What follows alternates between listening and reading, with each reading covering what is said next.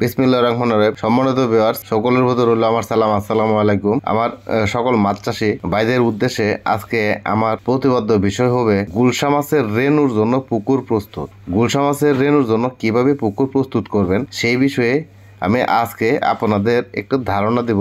আপনারা সকলেই মনোযোগ সহকারে আমার ভিডিওটি শেষ পর্যন্ত দেখবেন, তাহলে আপনারা বুঝতে পারবেন। কারণ আপনাদের জানার দরকার এবং বোঝারও দরকার চাষ কিভাবে করবেন এবং রেনু কিভাবে পুকুরে ফালবেন। আমি কথা বলার আগে আপনাদের কাছে আমার একটা রিকোয়েস্ট, আমার এই চ্যানেলটিতে আপনারা একটা সাবস্ক্রাইব করবেন। এখন আমি আপনাদের উদ্দেশ্যে যে কথাটি বলতে চাচ্ছি এটি হলো সর্বপ্রথমে পুকুর প্রস্তুত করুন। এখন পুকুর প্রস্তুত কিভাবে করবেন? পুকুর প্রস্তুত সর্বপ্রথম আপনারা পুকুরে যদি পানি থাকে সেচ দিয়ে পানি ফেলে দিবেন। সেচ দিয়ে পানি ফেলে দেওয়ার পর আপনারা নিচে দেখবেন শামুক আছে কিনা। যদি শামুক আপনাদের পুকুরে থাকে, আপনাদের রেনু কিন্তু আসবে না। যখন রেনু ফালবেন তখন কিন্তু রেনু আসবে না শামুক থাকলে। শামুক থাকা যাবে না। এটা আপনারা একটা একটা করে কুড়িয়ে কুড়িয়ে টুকাবেন, তারপরে এটি বাইরে ফেলে দিবেন। শামুক দমন করতেই হবে। তারপর আপনারা রোদ দিয়ে শুকাবেন। যখন যদি আপনারা দেখেন আপনার পুকুরের তলানির মাটি যদি কালো থাকে, তাহলে কালো মাটিটা ফেলে দিতে হবে। যদি কালো মাটিটা ফেলে না দেন, তাহলে আপনি যতই রৌদ্র দেন না কেন আর যতই তলানিতে চুন দেন না কেন, আপনার পানি তোলার সাথে সাথে গ্যাস হয়ে যাবে। আবার এই গুলশা মাছ তো জানেনই, অল্প গ্যাস হইলেই কিন্তু গুলশা মাছের সমস্যা করে।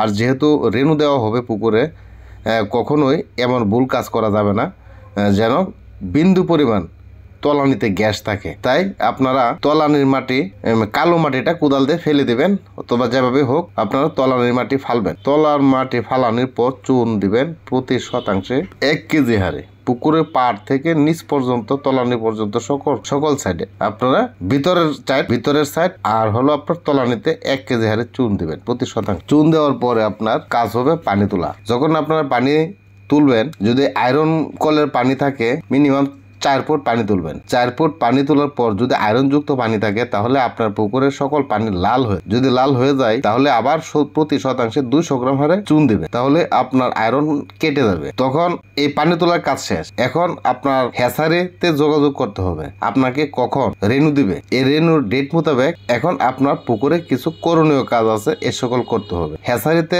যখন আপনারা বলবেন আমার 1 কেজি অথবা 2 কেজি অথবা 1 হাপা, 2 হাপা, 4 হাপা, 5 হাপা, 10 হাপা, এমন যার যেমন চাহিদা, যার যেমন পুকুরের অবস্থা অনুযায়ী আপনারা চাহিদা মোতাবেক আপনারা রেনুর অর্ডার দিবেন। তখন আপনাদেরকে একটি তারিখ দিবে। আপনার গুলশা মাছের কিন্তু 3 দিনের ভিতর কিন্তু ডেলিভারি দেওয়া দিতে পারে। আপনি যেদিন অর্ডার দিবেন সেদিন থেকে 3 দিনের ভিতর ডেলিভারি দেওয়া দিতে পারবে গুলশা মাছের রেনু। তখন যেদিন থেকে পানি তুলবেন সেদিন থেকেই আপনাদের একটা হিসাব থাকবে, অথবা যেদিন থেকে অর্ডার দিবেন ওই দিন থেকে আপনার হিসাবের ভিতর আপনার পুকুর প্রস্তুত করতে হবে। পুকুর প্রস্তুতটা মনে করেন আজকে অর্ডার দিলেন 3 দিন পর 4th দিনের মাথায় আপনাকে রেনু দেবে।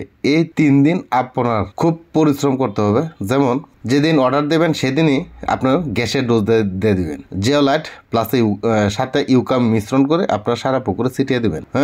তারপরের দিন আপনার উকুননাশকের একটা ডোজ করে দিবেন, যেন আপনার পানিতে কোনো উকুন না থাকে অথবা আশপুক না থাকে। আশপুক ও উকুননাশক এ সকল দূর হয়ে যাবে। তারপরের দিন আপনার জীবাণুনাশক দিয়ে দিবেন। তারপরের দিন প্রোবায়োটিক দিবেন। আপনার পুকুরের কাজ শেষ। এরপরের দিন আপনি রেনু ডেট হয়ে যাবে, রেনু নিয়ে আসবেন, রেনু ছাড়বেন। কারণ এই দিক দিয়ে যদি এই তারিখটা মিলানোর কারণটা হলো আপনার উকুননাশকের ডোজ দেওয়ার যদি 1 সপ্তাহ পর আপনি রেনু দেন, তাহলে কিন্তু আপনার পুকুরে উকুন হয়ে যাবে। এইদিকে লক্ষ্য রেখে আপনার রেনু ছাড়তে হবে। কারণ এই উকুননাশকের ডোজ দেওয়ার 1 সপ্তাহের ভিতরেই আপনার রেনু ছাড়তে হবে। 4 দিন 5 দিনের ভিতর রেনু ছাড়তে হবে, যেন নতুন করে উকুন তৈরি না হয়। উকুন তৈরি হওয়ার আগেই আপনার রেনু ছেড়ে দিতে হবে। আরেকটি বিষয় হলো আপনার পুকুর প্রস্তুতির কাজ শেষ। আপনার রেনু যেদিন ছাড়ার কথা, এদিন আপনার হ্যাচারিতে গেলেন, আপনার কোনো কারণবশত হ্যাচারি আপনাকে রেনু দিতে পারলো না। এখন কি করবেন?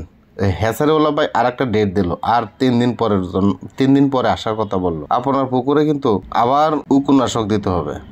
আবার উকুননাশক যখন দিবেন তখন কিন্তু জীবাণুনাশক আর প্রোবায়োটিকের যে সকল কাজ ছিল, সকল কাজ কিন্তু এই উকুননাশক দেওয়ার কারণে সকল গুণাগুণ কেটে যাবে। আপনারা আবার উকুননাশক যখন দিবেন, উকুননাশক দেওয়ার পর কিন্তু আবার জীবাণুনাশক দিতে হবে না, প্রোবায়োটিক আবার দিয়ে দিবেন। প্রোবায়োটিকটা যখন দিয়ে দিবেন, এই প্রোবায়োটিকটা দিলেই হবে, গ্যাসের ডোজ দিতে হবে না। তারপরে আবার যেদিন সময় হবে সেদিন আবার রেনু এনে ছেড়ে দিবেন। আর রেনু যেদিন পুকুরে এনে ছাড়বেন, এদিন তলানিতে পর্যাপ্ত পরিমাণে খরা টানবেন। রেনু ছাড়ার আগের দিন পর্যাপ্ত পরিমাণে খরা টানবেন, কারণ মাটির তলানিতে যদি কোনো গ্যাস থাকে, এই গ্যাসটা উপরে বাহির হয়ে আসবে। তাহলে আপনার পুকুরে যখন এই রেনুটা দিবেন, পুকুরের তলানিতে যখন কোনো বিন্দু পরিমাণে গ্যাস থাকবে না, ইনশাল্লাহ আপনার রেনু প্রোডাকশন ভালো আসবে। আর যদি তলানিতে হরা টান না দেন, তাহলে হয়তো যদি কোনো গ্যাস থেকে থাকে, তাহলে আপনার মাছ কেটে যাবে। রেনু যখন ছাড়বেন, রেনু আসবে না, রেনু কেটে যাবে এই গ্যাসের কারণে। গ্যাসের প্রবলেম হয়তো বলতে পারেন, আমি তো জিওলাইট দিলাম, হ্যাঁ, অ্যামোনিয়া ইউকার ডোজ দিলাম, এরপরও গ্যাস কিভাবে হয়ে গেল? গ্যাস বাই যে কোনো মুহূর্তে হয়ে যেতে পারে। মাটি থেকে কখন কোন সময় গ্যাস ছাড়ে এটা কিন্তু আমি বলতে পারি না। কিন্তু এরপরেও আপনারা হরা টানবেন। হরা না টানলে আপনার নিচের মাটির গ্যাসটা কিন্তু বাইর হবে না, কারণ হরা টানতে হবে গুলশা মাছের জন্য। আর গুলশার রেনু আপনার পুকুরে যখন এনে পুকুরে পানিতে ফালবেন, আধা ঘন্টা ফেলে রাখবেন। আধা ঘন্টা ফেলে রাখার সময়, এই আধা ঘন্টার সময় যখন আপনি অপেক্ষা করবেন, এই অপেক্ষাকালীন সময়ের ভিতরে আপনি স্যালাইন দেন। এই পুকুরে সারাটি পুকুরে ছিটিয়ে দিবেন স্যালাইন দিবেন। প্লাস স্যালাইন দেওয়ার পর আপনার অক্সিজেন দিয়ে দিবেন। অক্সিজেনের ট্যাবলেট অথবা এই পাউডার জাতীয় একটা অক্সিজেন আছে, ওইটা দিয়ে দিবেন। অক্সিজেন দেওয়ার পর এইভাবে আপনার আধা ঘন্টা যখন চলে যাবে, তখন আপনার এই প্যাকেট যে পানিতে ফেলে রাখলেন, এই প্যাকেট গুলা একটা একটি করে আপনার সারা পুকুরে সুন্দরভাবে ছাড়বেন। ইনশাল্লাহ আপনার কাজ হয়ে গেল, আপনার রেনু ছাড়ার কাজ হয়ে গেল। এখানে এই দিন আর করণীয় থাকবে না। কিন্তু করণীয় কাজ একটি আছে, এটি আপনার রাতের 12টা থেকে 12:30টার মাঝখানে আবার আরেকটি অক্সিজেনের প্যাকেট দিবেন। আপনার রেনু ছাড়ার কাজ শেষ। এখন আপনার এই পুকুরে আর কোনো করণীয় কাজ থাকবে না, শুধু থাকবে তাকে খাবার দেওয়া, অক্সিজেন দেওয়া, স্যালাইন দেওয়া। এইভাবে আপনারা 14 দিন থেকে 15 দিন কাজ করবেন। আপনার এই মাছের পুকুরে খাবার দিবেন 14 দিন। প্রথম দিবেন ডিম, তারপরে দিবেন আপনার পাউডার, পানির সাথে লুলিয়ে সারা পুকুরে ছিটিয়ে দিবেন। এইভাবে টোটাল মিলিয়ে ডিমে আর পাউডার মিলিয়ে দিবেন আপনারা 14 দিন। 14 দিনের মাথায় আপনারা দেখবেন মাছ হয়ে গেছে, মাছ মোটামুটি বড় হয়ে গেছে। তখন 14 দিনের মাথায় আপনারা যে কাজটি করতে হবে, আপনারা যদি বিক্রি করে দেন, তাহলে এই 14 দিন থেকে 15 দিনের ভিতরে বিক্রি করতে হবে। হ্যাঁ, আর যদি আপনাদের বিক্রি করে দিতে চান, তাহলে এই দিনের ভিতরে বিক্রি করে ফেলতে হবে। এর বেশি যদি আপনারা মাছটা রাখতে চান, তাহলে আপনার মাছ পুকুর থেকে কমতে থাকবে। হ্যাঁ, আপনার মাছের প্রোডাকশান যদি ভালো আসে, যদি আপনার পুকুরে মাছ থেকে 5 লাখ 14-15 দিনের পর থেকে আপনার মাছ কমতে থাকবে। হ্যাঁ, আপনার মাছ কমতে থাকবে। কেন কমতে থাকবে এটা কি বলবো? আচ্ছা, যাই হোক, শর্টকাটে বলে দিতেছি। এটা কিছু মাছ নিচে মরবে, আর বড় সাইজের মাছ ছোটো ফিন মাছগুলোকে খাবে। হ্যাঁ, তারা ওইভাবে কমতে থাকবে গুলশা মাছ। কিন্তু গুলশা মাছ কিন্তু গুলশা মাছকে খায় না, কিন্তু গুলশা মাছ ছোটো অবস্থায়, হ্যাঁ, ফিন মাছগুলো কিন্তু মারা যাবে। গ্যাস হালকা অথবা কোনো অক্সিজেনের সংকলন হলেই তারা মরবে, আপনারা যতই অক্সিজেন দেন। কিন্তু পিন মাছগুলো মরে যাবে, মরতে ওরা কমে যাবে। তাই 14 থেকে 15 দিনের ভিতরে যদি আপনি বিক্রি করে দেন, তাহলে আপনার জন্য আমার সংখ্যায় মাছ পাবেন বেশি। আর যদি মনে করেন যে 20 দিন, 30 দিন, 35 দিন পরে মাছ বিক্রি করেন, তাহলে আপনার সংখ্যায় মাছ পাবেন কম। যে পুকুরে মাছ পাওয়ার কথা ছিল 2 লাখ, এই পুকুরে মাছ পাবেন 1 লাখ। হ্যাঁ, 1 মাস পর। আবার যদি 15 দিনের ভিতর আপনার মাছটা বিক্রি করেন, তাহলে মাছ পাবেন আপনার 2 লাখ। আর যদি 1 মাস পর যদি বিক্রি করেন, এই 2 লাখের ভিতর থেকে মাছ আসা যাবে 1 লাখে। হ্যাঁ, এটা কিন্তু আমি নিশ্চিত করে বলতে পারতেছি আপনারা। আর যখন আপনারা যদি চাষে যান, আপনাদের পুকুরে যদি চাষেও যদি যান, কারণ আপনার পুকুরে গুলশা মাছের প্রোডাকশন আসলো, কিন্তু আপনি কেন তাকে এখানে রাখবেন? এখানে আপনার হয়তো প্রোডাকশন আসছে 5 লাখের, আপনি যদি এই পুকুরে 1 মাস রাখতে চান, একটু বড় করতে চান, তাহলে তো এমনিতেই এই মাছ আসা যাবে 5 লাখ থেকে আড়াই লাখের ভিতরে, অর্ধেক আসা যাবে। আপনি আপনার মাছটাকে সুস্থ রাখবেন এবং মাছটা যেন পরিপূর্ণ ঠিক থাকে। তাই আপনার 13 দিন থেকে সবচেয়ে বেটার হলো 13 দিন, 14 দিন, 15 দিন। এই 13, 14, 15-র ভিতরে আপনার মাছটাকে কাটাই করে অন্য একটা পুকুরে ছাড়বেন। আর যদি আপনার ওই চাষে যান, তাহলে এখান থেকে চাষে নিয়ে নেবেন। এখান থেকেই 14 দিনের মাথায় অথবা 15 দিনের মাথায় আপনার টান দিবেন, টান দিয়ে আপনার চাষে নিয়ে নেবেন।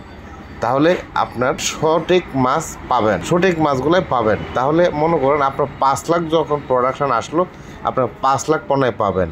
আমি এই যে গুরুত্বপূর্ণ যে কথাটি বললাম, যে গুরুত্বপূর্ণ এখানে বিশাল একটা গুরুত্বপূর্ণ একটা স্টেপ বললাম, আপনারা কতটুকু বুঝতে পারছেন আমি জানি না।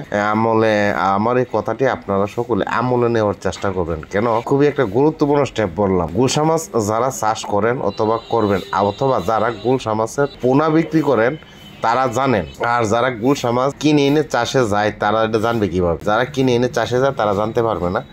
আর যদি 13-14 দিনের ভিতর আপনার গুলশা মাছের পোনার গ্রোথ হবে 4000-5000 কেজি থাকবে, 5000 কেজি থাকবে 14 দিন অথবা 15 দিনে। এই মাছটা আপনারা নিজেরাই কালচারে দিয়ে দিবেন অথবা বিক্রি করে দিবেন, তাহলে আপনার মাছ পরিপূর্ণভাবে ঠিক পাবেন। কখনোই আপনার পুকুরে বড় করতে যাবেন না। যখন বড় করতে যাবেন, বড় কি যখন 1 মাস রাখবেন অথবা 1.5 মাস রাখবেন, তখনই আপনার মাছ কমে যাবে। এটা আপনার বুঝতে পারবেন না, ছোট ছোট পিন মাছগুলো মরে যাবে। তাই আমি বললাম এমন ভুল করবেন না, কখনোই লং টাইম পুকুরে রাখতে যাবেন না, চাষে দিয়ে দিবেন অথবা বিক্রি করবেন। এখন চাষে দেওয়ার যে সফলতা, আপনার নিজের পুকুর থেকে চাষে যান তাহলে কিন্তু আপনার সফলতা পাবেন বেশি। কিনে এনে যান তাহলে কিন্তু সফলতার হার একটু কম থাকে, কারণ গুলশা মাছ তো এমনিতে মরে, অক্সিজেন ফিল করে মরে, রোগবালাই আক্রমণ না, অক্সিজেন ফিল করে মরে। আপনার যখন নিজের রেনু থেকে যখন চাষে যাবেন, আপনার কোনো একটা পুকুরে যদি 1 লক্ষ পোনা দেন, তাহলে আপনি শেষ পর্যন্ত বিক্রি করার পর্যন্ত কিন্তু 1 লক্ষ পোনা পাবেন। আর যদি কিনে এনে পোনা দেন, যে পুকুরে দেবেন 1 লক্ষ পোনা, আপনার পোনা পাবেন 50,000, আর 50,000 পাবেন না। কিভাবে পাবেন না? ওরা 50,000 হয়তো কম দিতে, 50,000 কম দিবে না।